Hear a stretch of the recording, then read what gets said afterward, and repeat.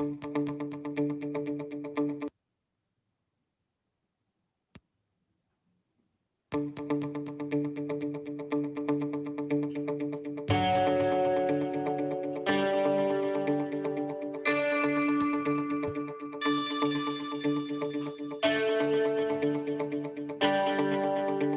to the Health Detective Podcast with Roberto Parker.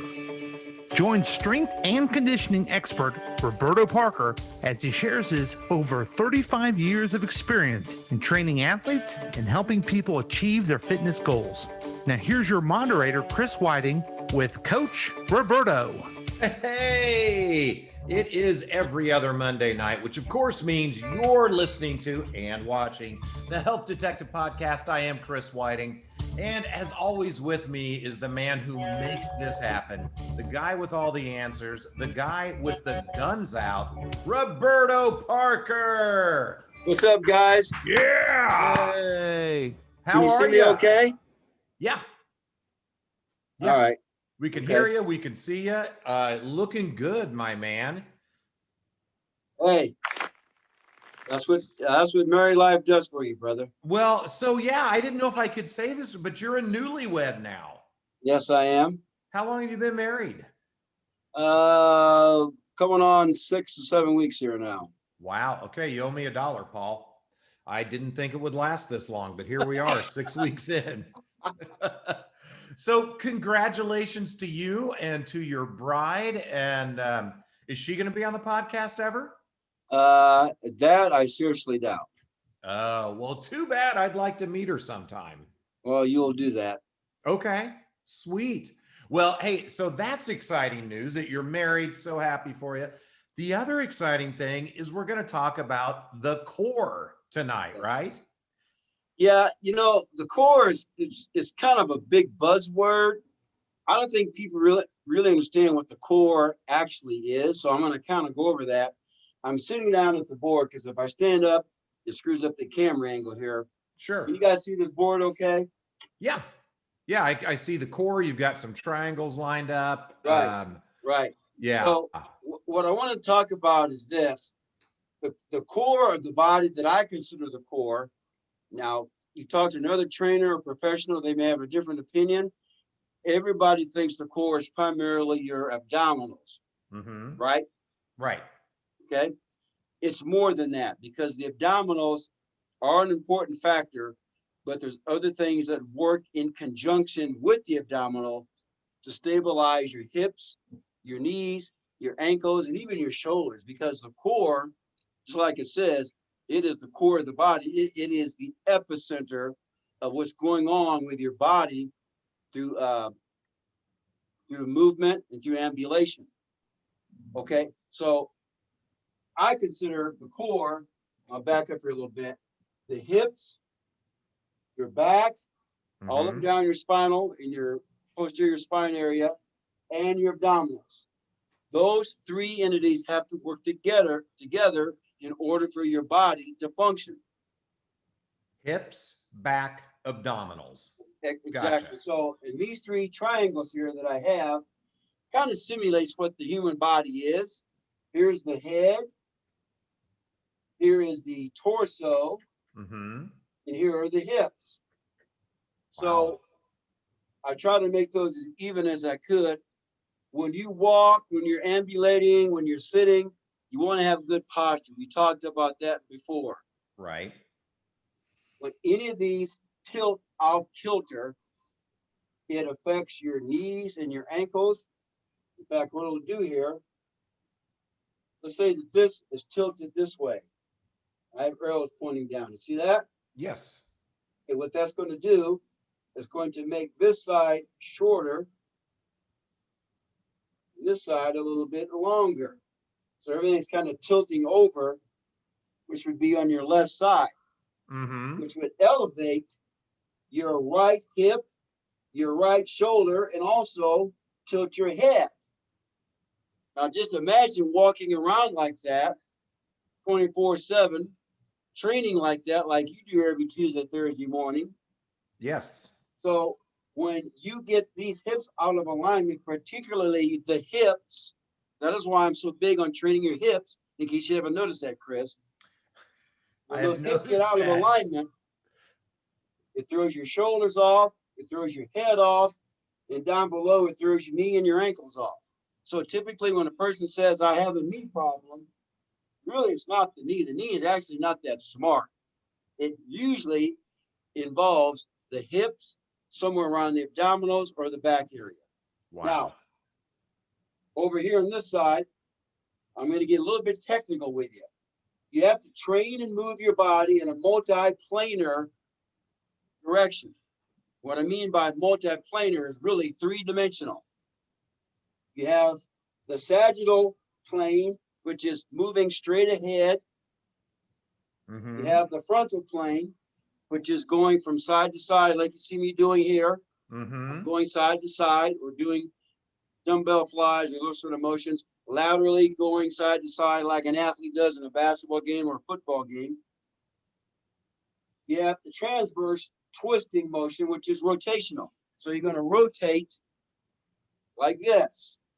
You pick down, you pick something off the ground, you rotate and you twist. Now, here's the thing I want to talk about. Most training programs, this is a question for you or Paul to answer. Okay, I'm ready. Are you training more in a linear fashion, a lateral sideways fashion, or rotational fashion? I'm going to guess most often, most training programs are going to be the sagittal or linear training. You are right, Grasshopper. Woo! Yes. You're doing arm curls, you're doing military press, you're doing bench press, squats. Those are all good things to do. Even push-ups are more linear. Mm-hmm. But you have to train the body going side to side and rotationally. And here's the reason why. Because if you overtrain here, and all of a sudden you have to do something in these two motions, and you're not really accustomed to it, guess what can happen? Well, you're going to call it injury.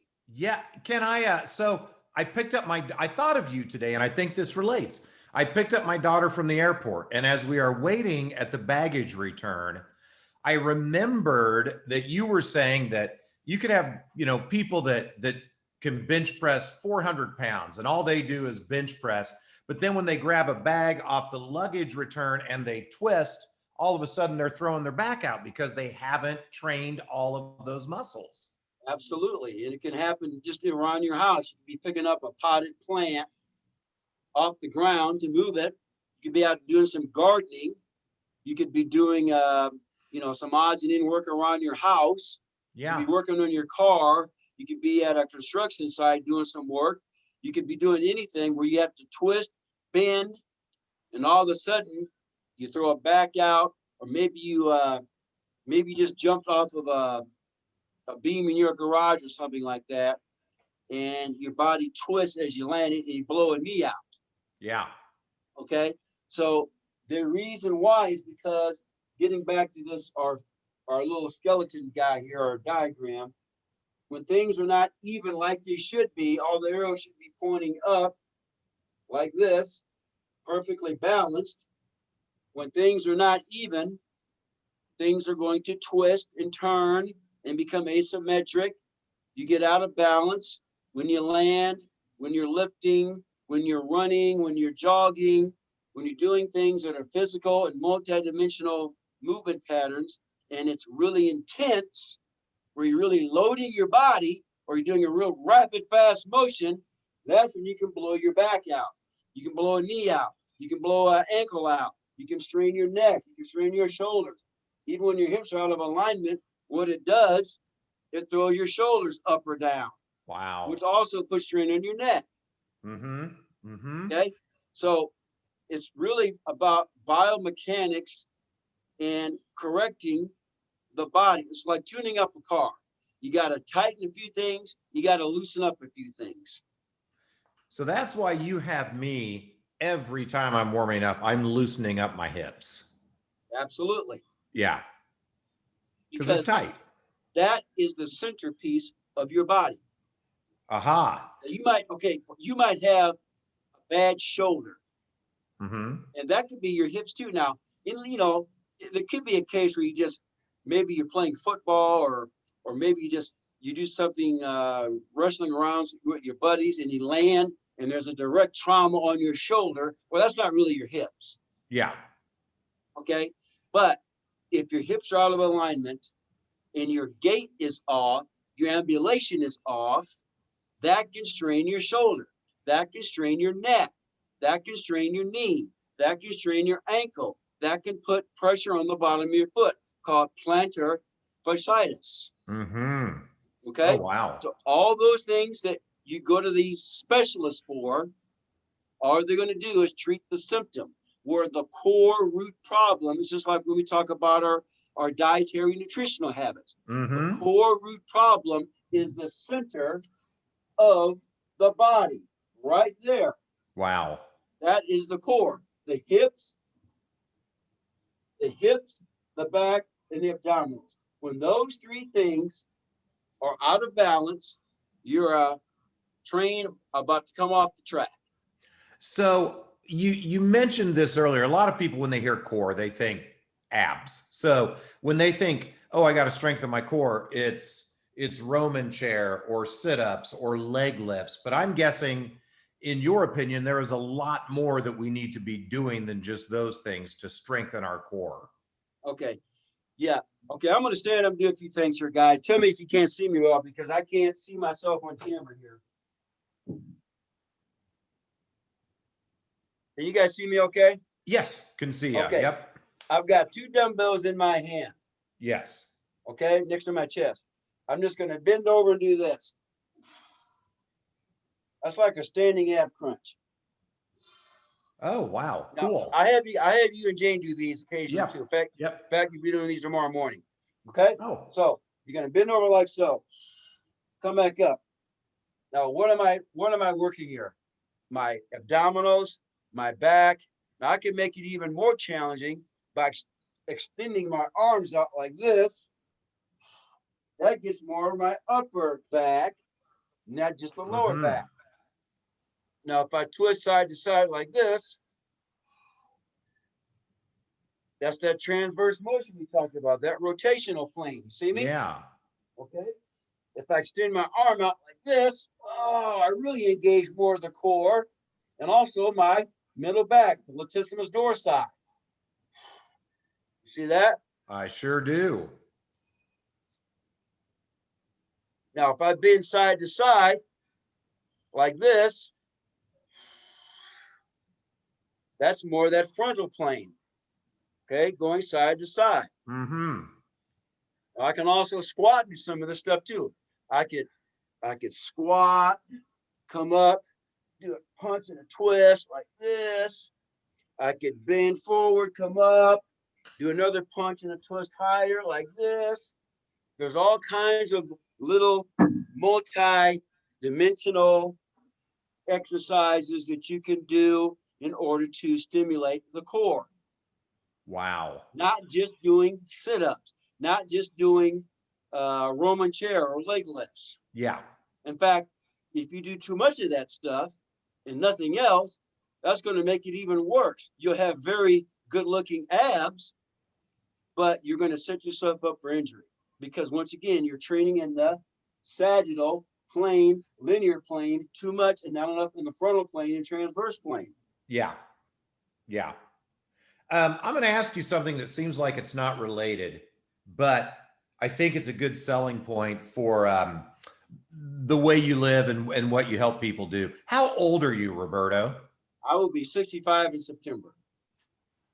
You will be 65 years old in September. And you know, I don't feel like I'm kissing butt too much. You look amazing doing these exercises, but that is because of years of making good choices with nutrition, with working out, taking care of yourself, right? Right. Yeah. Yeah. Well, I hope so. and God has blessed me with a pretty nice body. Yeah, I think that's fair to say. Yes, absolutely. So when you work out, how much time do you spend, would you say, roughly on core stuff as opposed to what most people think of when they're working out, the bench press, the curls, those types thing. I don't do any bench press. I'm not a big fan of bench press. I used to be a power lifter when I was in college and high school. And that's really how I trained for football a lot when I was playing college football and high school football. But since then, I've learned that bench press is now, my son Wyatt would probably disagree with me on this. I don't believe you need to be able to bench press a lot of weight to be a good athlete. I'm a bigger believer in doing things like weighted push-ups, standing military press, those sort of things. So I do a lot of military press. I do a lot of bent over rowing. I do, in fact, just yesterday at the gym after church, I worked out. I did a lot of power twists with 150 pounds. I do a lot of deadlifts. I'll do standing side bends like you guys do with 95 pounds. I'll do standing crunches with about 60 or 70 pounds. Wow. So, I pushed myself pretty hard, but I've been doing this a long time. I've been working out since 1973, which was my junior year. That was my junior year in high school, 1973. And I have not stopped since. Now, I've changed up the way I do things, but I've been working out since 1973, really haven't stopped. Wow. Would you say most of what you do impacts or engages some part of your core? Absolutely. Sprint training. Why do you think sprinters in track and field are so muscular, whereas the distance runners are not as muscular? Well, I mean, what seems the obvious answer is it takes a lot of strength to burst like that. Exactly. So when you do burst type of training, you're training those explosive, fast fiber type 2B, type 2A. Now, those are fast twitch muscle fibers. For those of you out there that don't know what that means, those are the muscle fibers of the body that will help you to produce speed and power. Those are anaerobic muscles. Anaerobic means without oxygen. Now, go out and run 8 miles. That's more aerobic. Now, here's the thing, and this is kind of off topic. When you're doing a lot of aerobic type of exercises, I'm not putting those down necessarily, but you're not going to build a lot of muscle doing that. Yeah. You're gonna lose some body fat. Yes, you will lose some body fat. Unfortunately, if you're not doing anything explosive or at least a little bit heavy with weights or some some sort of body weight training, you're going to lose some muscle along with it also if you're just doing all cardio aerobic all the time, especially anything more than about 15, 20 minutes nonstop. Wow. You're going to start metabolizing muscle. You lose some fat, but you're going to lose muscle. When you do explosive training, heavy duty training, more intensive training with resistance work, you're going to tap into those type 2A, type 2B muscle fast twitch fibers. Now, here's the thing also. When you become older in life, your body starts to change, in case you didn't notice that. I've noticed, yeah. Okay. Those fast twitch muscles, and there are certain types. Your abdominals are really fast twitch. Your buttocks are fast twitch. Your trapeziuses are fast twitch. If you don't train those, they become flaccid and soft. Fast twitch muscles will become flaccid, soft, and lose their tone much faster than slow twitch muscles. I can tell you, I am not a fan, and certainly Jane is not a fan of flaccid and soft. So, yeah, I get it. What about twitching? Twitching's okay. Yeah. Yes. Yes, Chris. You know you don't like it soft, and neither does Jane. No, sir. No, S234. We all know about that. So, are there things like in everyday life? And the reason I'm asking is I know you're sitting on a Swiss ball or a yoga ball. I have heard in the past that instead of sitting on a desk chair, sitting on a ball like that will engage your core throughout the, are there things you can be doing that's not exercise necessarily, but can keep your core engaged? Yeah, I'm sitting on a ball right now. I don't know if you can see me. I'm going to lift one leg up like this. Now, if I'm sitting at a desk during the day, just occasionally do something like this. You lift one leg up, keep your balance That really engages your midsection. Kind of even bounce around on the ball like this. You see that? Yeah, that's fun. Okay. It is kind of fun, but also kind of engages the midsection and gets your lymphatic system going a little bit because it gets your heart rate going. So that's good to do. Okay. Okay. Yeah. And that's, push-ups on the ball. You could do crunches on the ball. Now, don't do this in an office if your employer look down on that, of course. Yeah. But if your employer allows you to, do that sort of thing between your work projects. Just get the blood flowing, get some fluidity in your spine and in your joints. Stand up occasionally and do some typing. Get one of those Vera desks where you stand up.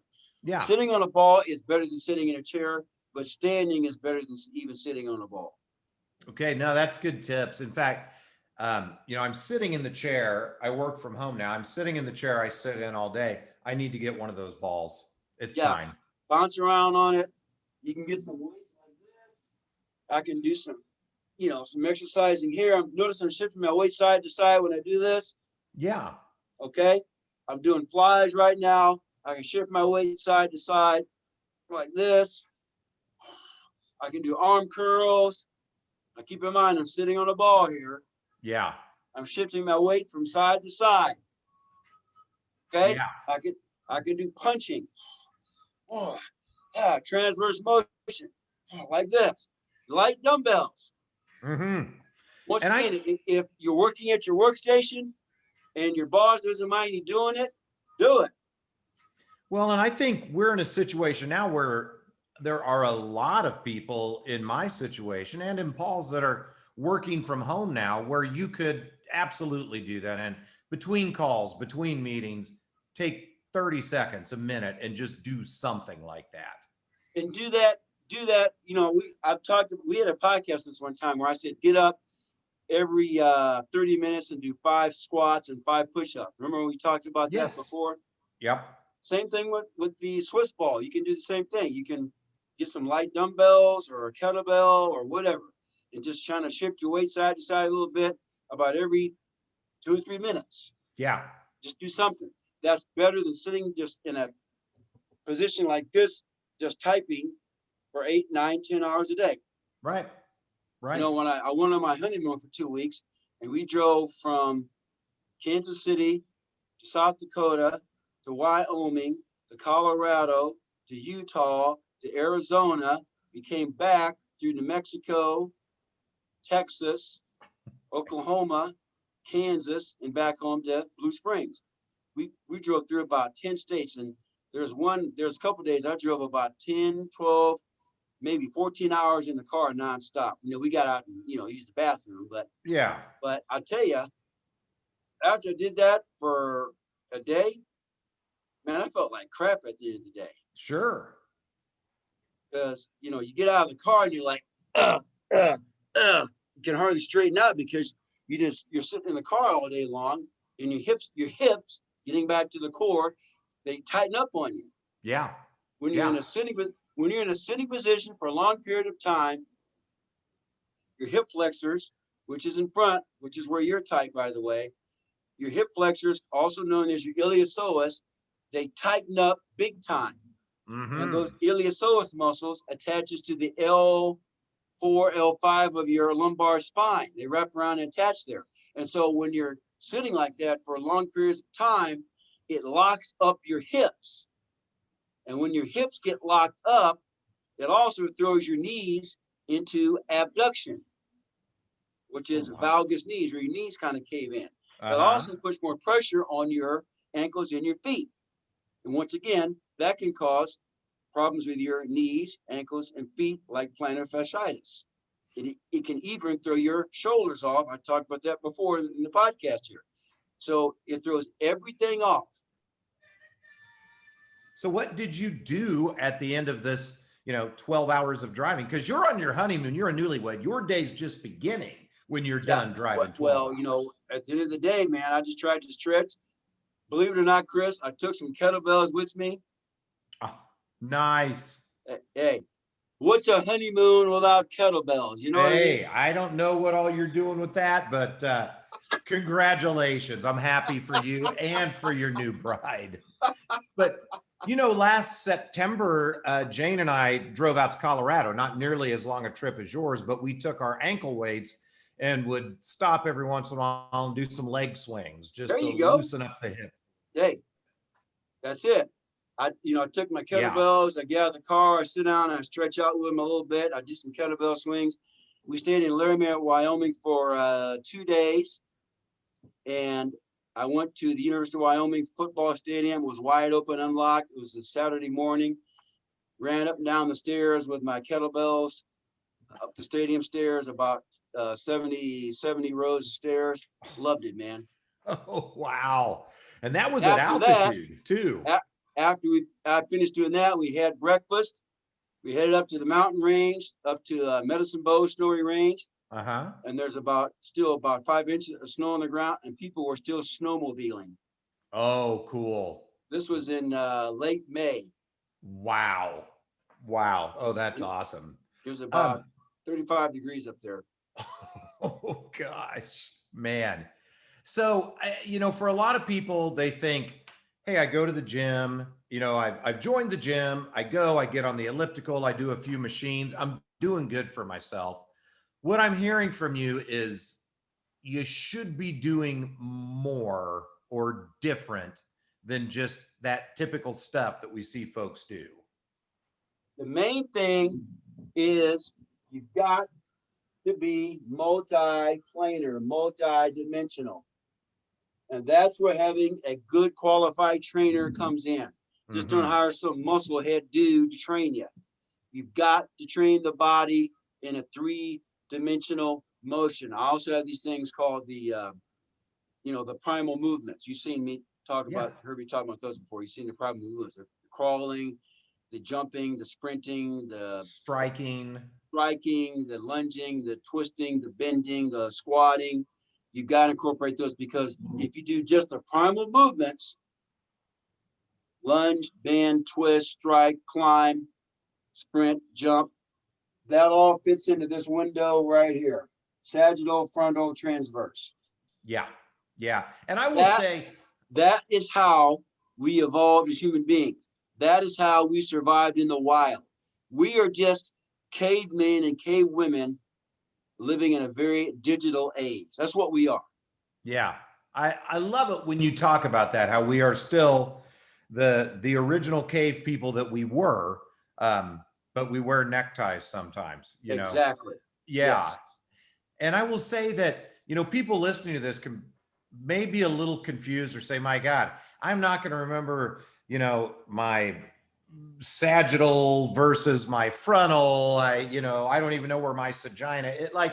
But what? I don't know. But you can do a lot of research yourself and you can figure it out. It's all out there.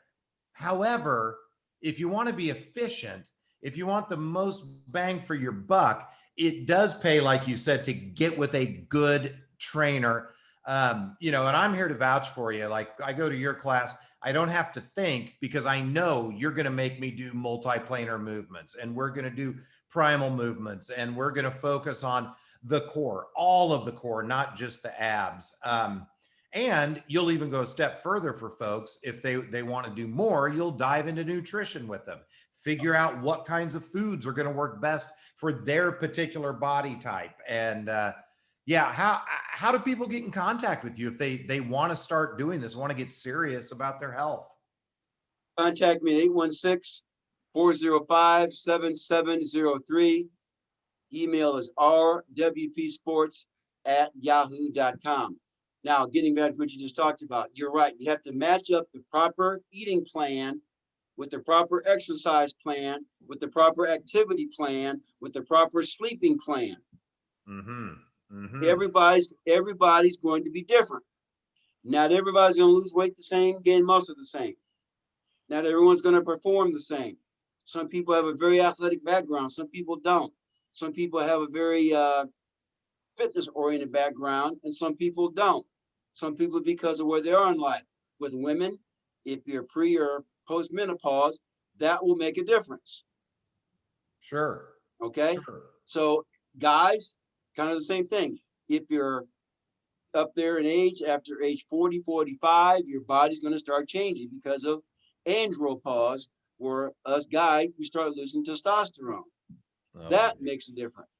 yeah. Your body, as you age, everybody thinks you need less protein. That's BS. You need more protein. Mm-hmm. I did a